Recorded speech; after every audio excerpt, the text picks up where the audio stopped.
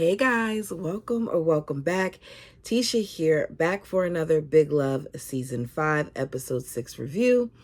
When I was doing one of my reviews earlier today, when I was reading the book, I kept feeling like the problem was my ring light. Turns out it's actually my camera, because my ring light is nowhere near my camera right now, and I'm seeing the haze. So y'all gonna have to get used to seeing me hazy. I ain't wasting no more money. Anyways, welcome back. Big Love, Season 5, Episode 6, Divorce. Overall thoughts of this episode is that Bill irritated me, but so did Barb.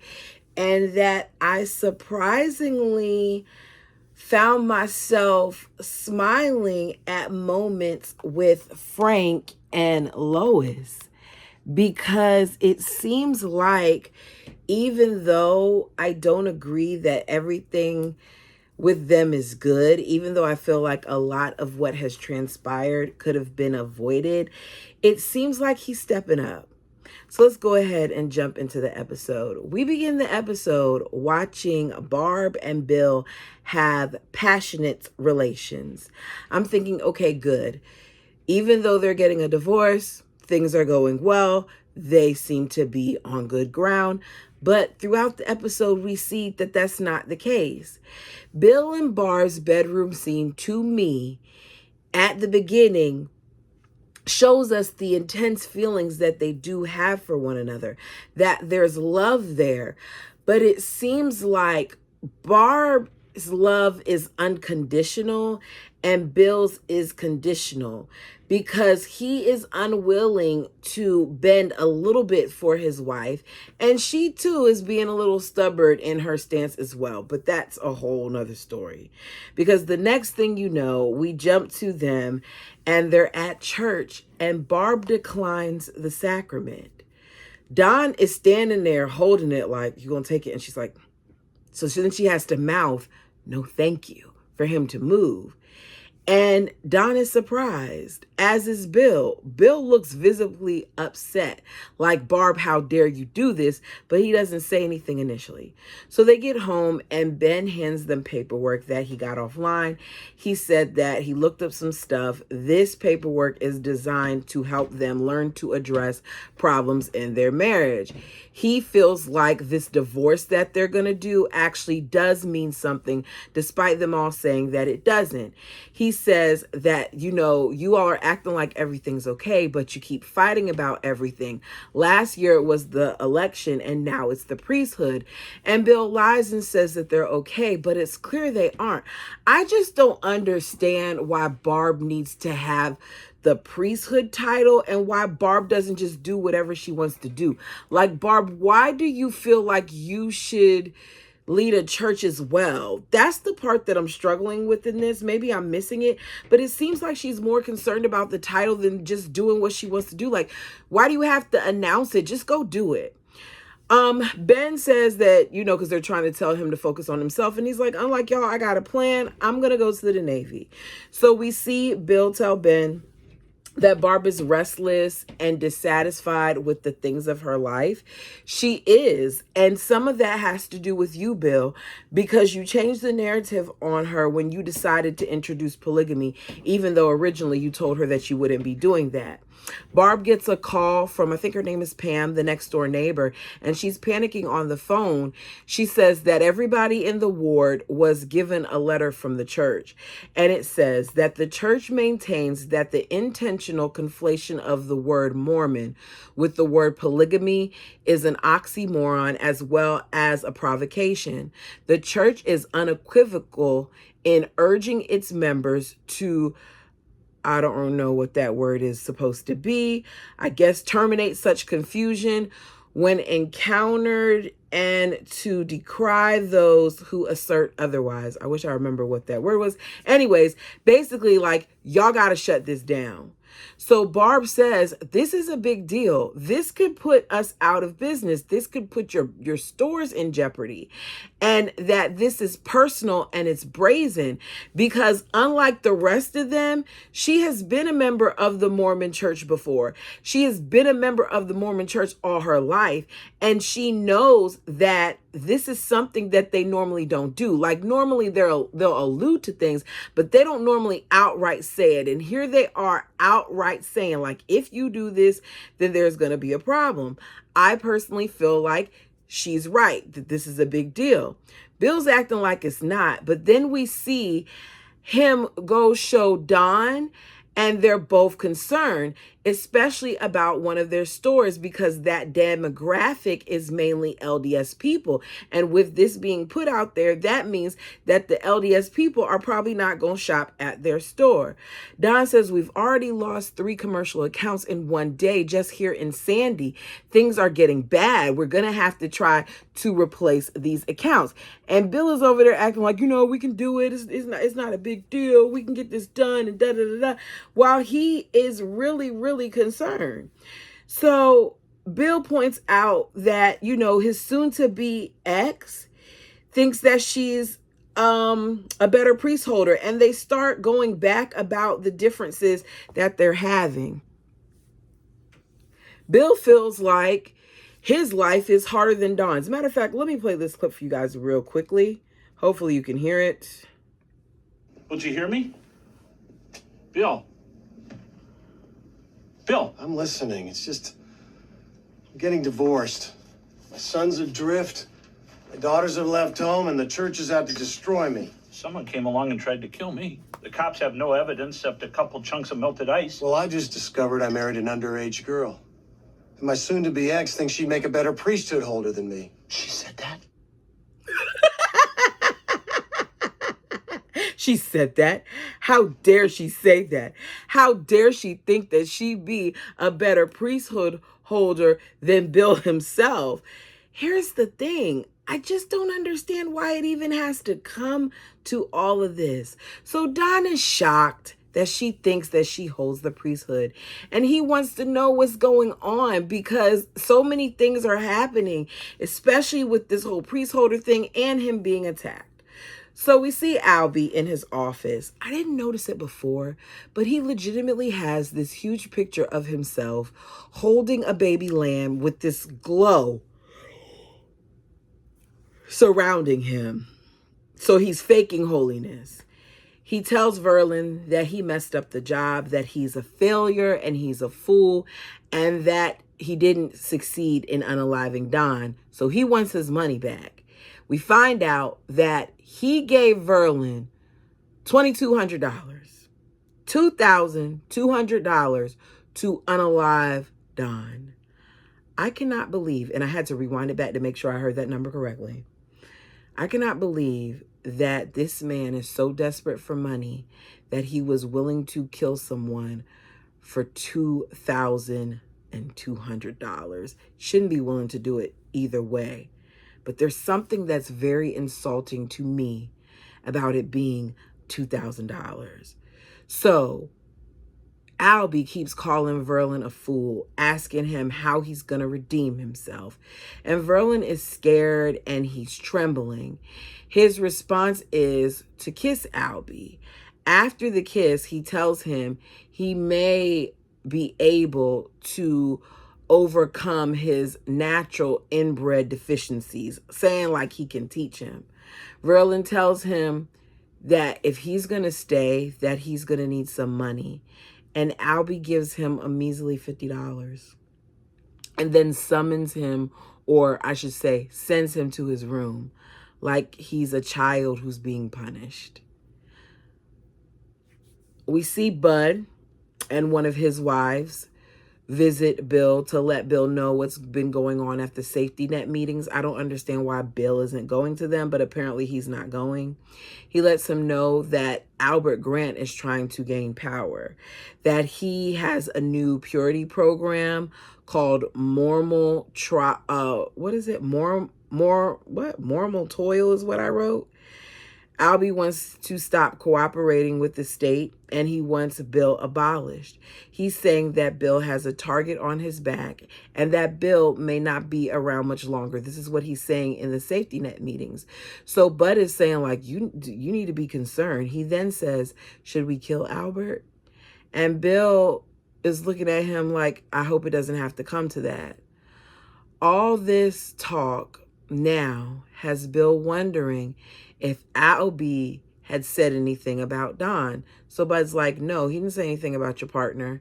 And as he says this, I said, okay, Bill, good. You're finally getting it. You're seeing that there's more to this than you understand, and that Albie may possibly be behind it. Nikki is over here worried about Gary and his interactions with Kara, when the real person she needs to be concerned about is Kara's math teacher. So Nikki heads to the school, asks him if he could help tutor her because she wants to understand what her daughter is doing. She's doing calculus, and that's not something that is easy to understand. So he gives her something else in hopes that that will help her connect with her daughter. And there seems to be a little bit of flirtation there, but I may just be, reaching. Y'all tell me what you think down below. We then see that Carolyn is being tutored and he's not really talking to her and things of that nature. So she later takes her little young tail over to her 37-year-old math teacher's home and talks about how he isn't even looking at her in class, and she is confronting him about it. She feels like he's acting this way just because they kissed. He tells her he got bad news, that his grandfather has cancer, and that, she came the other night to, comfort, and they kiss. I think that it's a real disservice that we didn't get to see it the first time. But then when I saw it the second time, I felt very uncomfortable knowing that she is a little girl and he is a grown behind man. He then tells her that he realizes that he's falling in love with her. Next thing you know, they are passionately kissing in his living room. And I don't know what comes of it, but they seem very familiar with each other later on at the end of the show when she goes back over there. And I'm just trying to figure out to myself, how in the hey-ho did we get to this point? So later, she seeks out Margene. She comes in, says, it hit 11 o'clock. She lost track of time. She was hanging out with Gary, and she needs Nikki for she needs Margene for an alibi. So Margene's like, ooh, you're just bursting with ooey gooey love. And, Kara's like, is this what it feels like? Like, how do you know it's love? And they talk about, love and the perks of dating older men. And, Kara's like, she would hear girls talking on the compound saying that when you date older men, that they tend to be more experienced and that they can take care of you and things of that nature. And you could tell that Margene was uncomfortable with the whole compound aspect of it. But she told her, like, don't worry, I'll give you an alibi. Just say we're playing Scrabble. And she leaves. Rhonda, we see this episode, is struggling. Verlin doesn't have any money while he's making it seem like he's making progress. Like he's actually pressing Albie for money when he's not, because you hear her saying, like, you need to ask him for more. Like, she really, really thinks that they're about to come up with $50,000 when all he just gave was $2,200 for that. So how are y'all gonna get to that? She says that she's been asleep at someone's house with the baby and it's cold there. So we see Ben overhearing some parts of the conversation, at least her end of it, and he's gathering blankets and heaters and stuff, for her so that she can have some warmth at the house that she's staying at. She's like, can you make me some fries too so I can have, some protein or whatever. I don't think she said some protein. I think she said fuel because she wants to nurse the baby. And he tells her, what I'm going to do is I'm going to make you a hamburger because hamburger will be good for your nursing. It has a lot of protein in it. And you just see him kind of caring for her. And Rhonda thanks him for his help. And they both kind of agree that before, when they first met each other, that they didn't feel this way about one another. Like, he thought she was evil and she thought he was, a dud or something like that. She said, I can't remember the words, but basically they didn't see it for each other. Why? Between the fogginess of the camera, the tripod doing whatever it's doing. Yeah, interesting. Okay. Frank and Lois. So Bill shows up at Frank's house. He's all alone and he's upset because Barb has called the wives and let them know that they need to be tested for STIs. Well done, Barb. I kept saying in the last episode that I was trying to figure out how it was that nobody said anything to the wives. We now know that Barb said something. So Bill tells Frank that Mom is coming back. She wants to stay with you for whatever reason, and you are going to take care of her, that you owe her this. He says he'll have a caregiver come out to make sure that he's treating Lois right. Still not right. Anyway, Frank agrees to care for Lois and does a pretty good job with it. He tells Lois that this is their quality time. We see him cutting up bread and trying to care for her as she talks about this show that she used to watch. If you all watched it, maybe you can explain to me the significance of it, but I didn't get that point. He gets up to get her some water and she hides the knife that he had cut the bread with in her purse. We later see him take her to the beach or the ocean.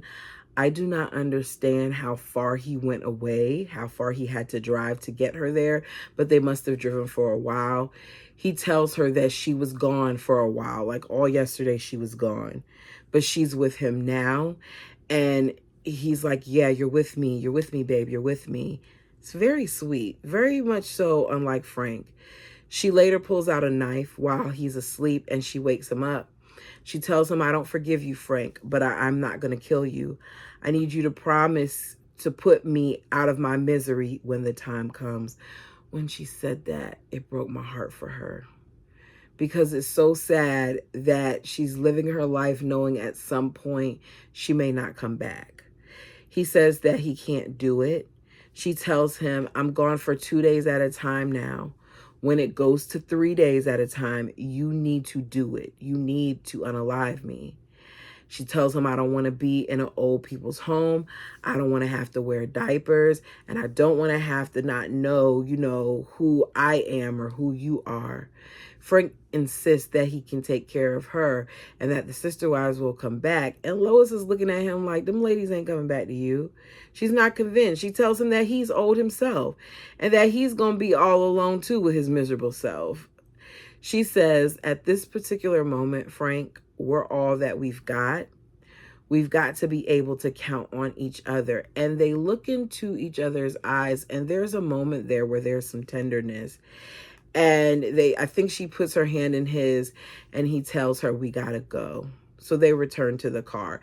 As they're walking back to go to the car, they're arm in arm. It looks very sweet. Seems like they actually care about each other rather than the normal, like, abusive dynamics that they have. We get them in this tranquil space where it's peaceful and it's a beautiful scene. And I don't know if that's how they're ending it with them or not, but that would have been a beautiful way to end it because there was some actual love there. So Barb tells Bill that she's been looking at the divorce paperwork, and on it there's some stuff about alimony and financial agreements and child support. And Bill's like, don't worry about that, just put NA. And Barb's like, no, I'm not going to just put NA. I've been thinking about it and I don't want Nikki to take over the finances. I personally am with Barb on this. Nikki is a spender. She tells him if anything were to happen to him, that Nikki would be in control over his estate. And with her history, she's not comfortable with it. I could understand that. She feels like she's earned the right to stay in charge of the finances.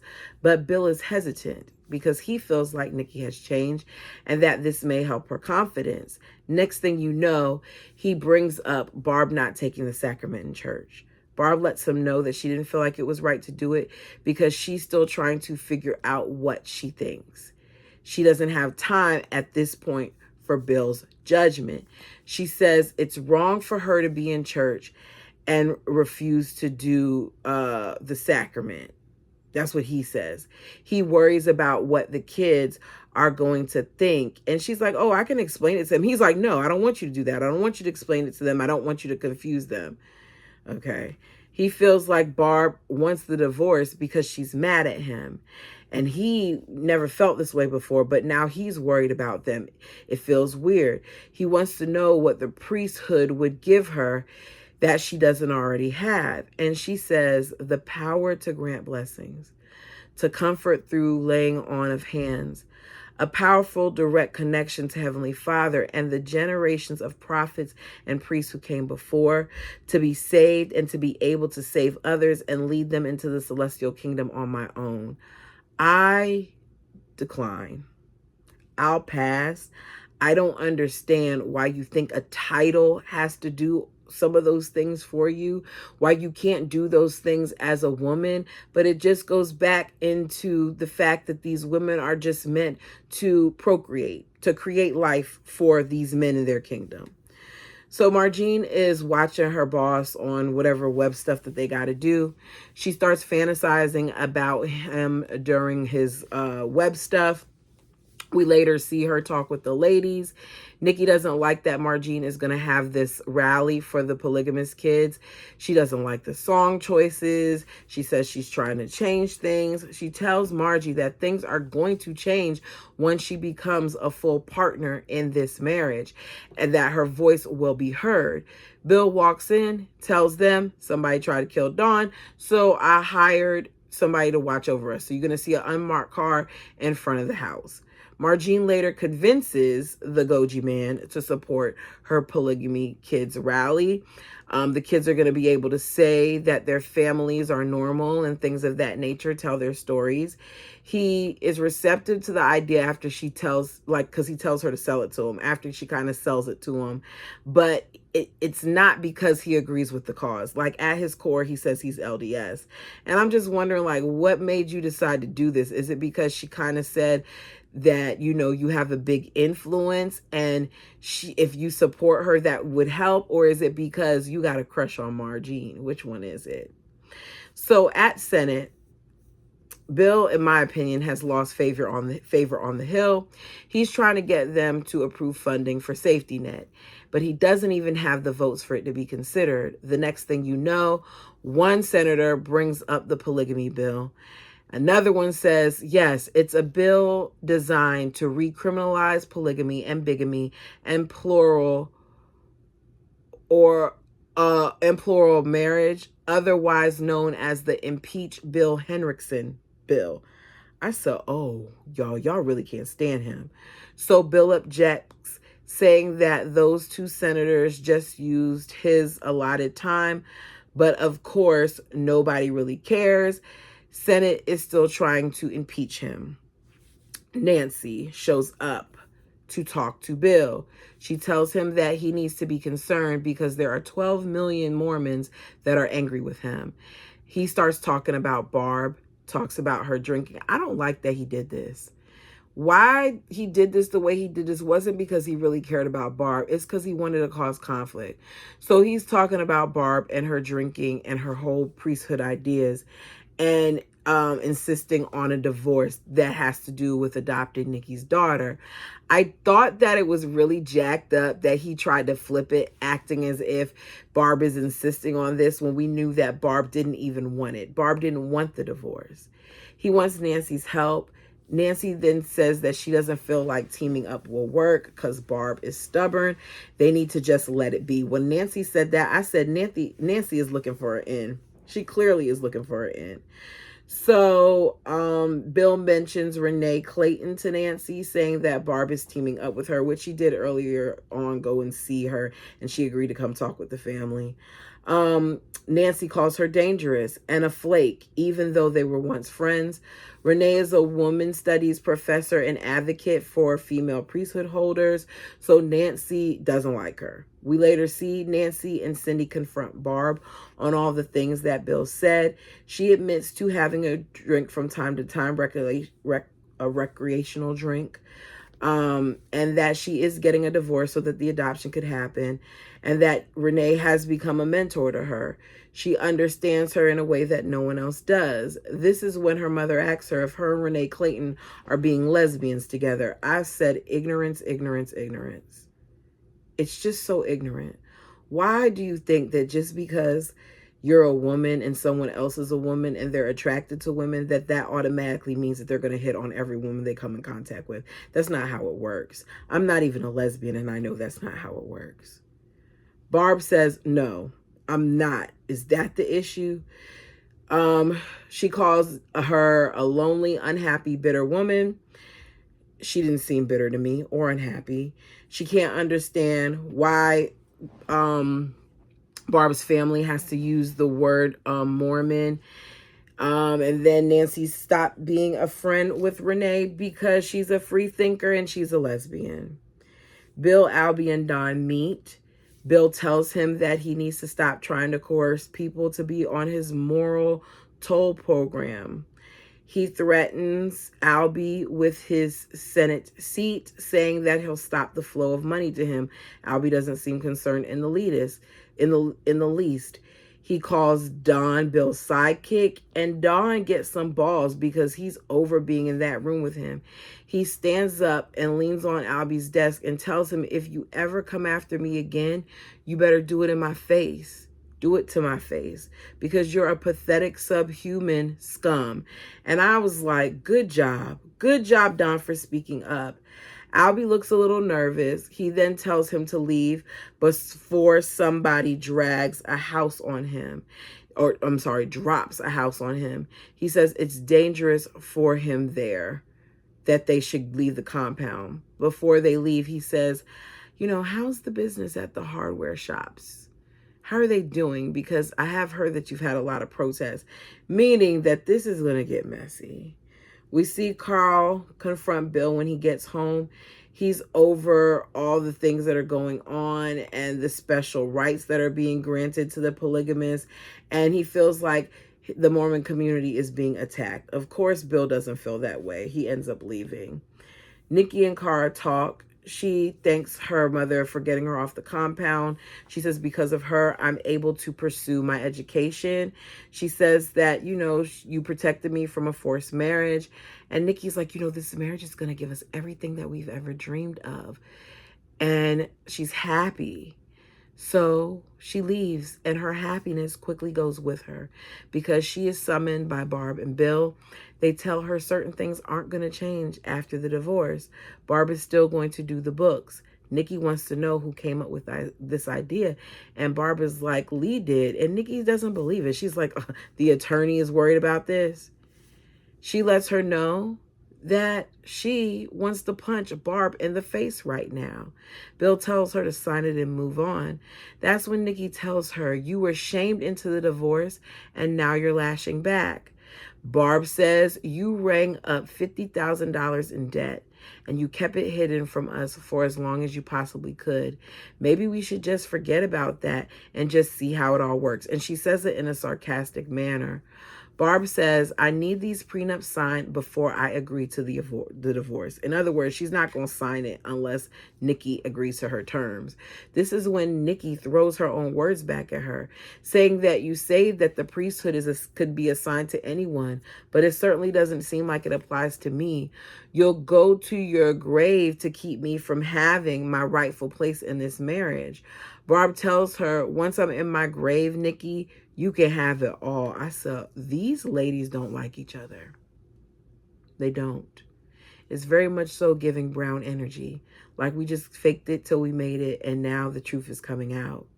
Bill tells Nikki that she should be ashamed of herself, that she's being hypersensitive and inconsiderate. It's a paper divorce and a paper marriage. How do y'all feel about that? Do you feel like Nikki was wrong? Tell me down below. He says, because nothing is going to change. Barb isn't relinquishing anything. There's a divorce and a wedding, and everything will stay the same. This, of course, hurts Nikki. You can see it in her eyes. And then you know that, especially because of the conversation she was having with her child. Nikki says that she's in an open rebellion to your position in the family in content of hers. I don't know what I was trying to write. You're giving in because you're afraid of losing her and you're taking it out on me. It's not fair and you know it. Bill doesn't say it's not true, so maybe that is how he feels. We see Ben and Heather drop off Rhonda. She asks for $30 and she tells him she'll pay him back at the shift tomorrow night or the next night. She says she's the hostess at the bar. As she leaves, Heather says that she's worried about her. She feels like she's going to be a dead kid before she even makes it to 20. I said, I forgot that the girl is not even 20 yet. She's going through so much and she's still a child. Ben is talking about the Navy, telling Heather that they got 4 months until he goes. And this is when Heather confesses that she's been seeing someone at BYU, that he's currently on a mission. She's been writing him, and she does have plans on seeing him when he gets back. So she basically cuts things off between them. She tells Ben she's sorry about doing this, and she's sorry about what's been going on with his family, that they all mean a lot to her. He's not trying to hear it. He ends up driving her home, I guess. Ben goes to visit Rhonda later on at her work, which is really not her hostessing. She is a stripper. She is a stripper that sings and dances on the pole. So she is singing and dancing on the pole when he walks in. After she's done, she walks off the stage into his arms and kisses the mess out of him. I mean, you know, when you got the hair pulling and you doing all of that, yeah, it's that. And I'm watching and I'm like, okay, isn't she married? This is going to be a mess. So Renee agrees to drop by the house and help Barb educate the family on women having priesthood authority. It goes wrong, all wrong. They're judging Renee, not trying to hear what she's saying. Nancy offers Barb a place at her house to figure it all out, which of course upsets Ben because he's like, oh yeah, not Ben, Bill.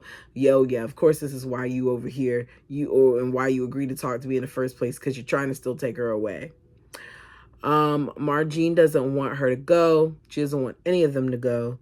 This is when Bill goes back into his condescending talk. He says, honey, religion is the divinely inspired. It's not simply just I feel or I like. The woods are full of kooks wandering around in robes and saying, this is what God wants. Without a divinely inspired gospel to ground a religion, anyone can say anything they want. And that's why I'm having a real hard time with all of this. Well, I'm having a hard time with it too, because it seems like you men can say anything you want, but the women can't. Like the father only speaks to you guys, like he wouldn't speak to women as well. So Barb lets him know with tears in her eyes that she never asked for anything for herself in all these years, that this is an opportunity for them, for a church that they can grow together. I don't know why Barb is trying so hard on this church thing. How did you go from the social work thing to the casino thing to now this? Barb really is all over the place. Like, let him have his church and just figure out something else for yourself. So Barb decides that she's done. She's not going to be a part of Bill's church. And she walks out with her mother.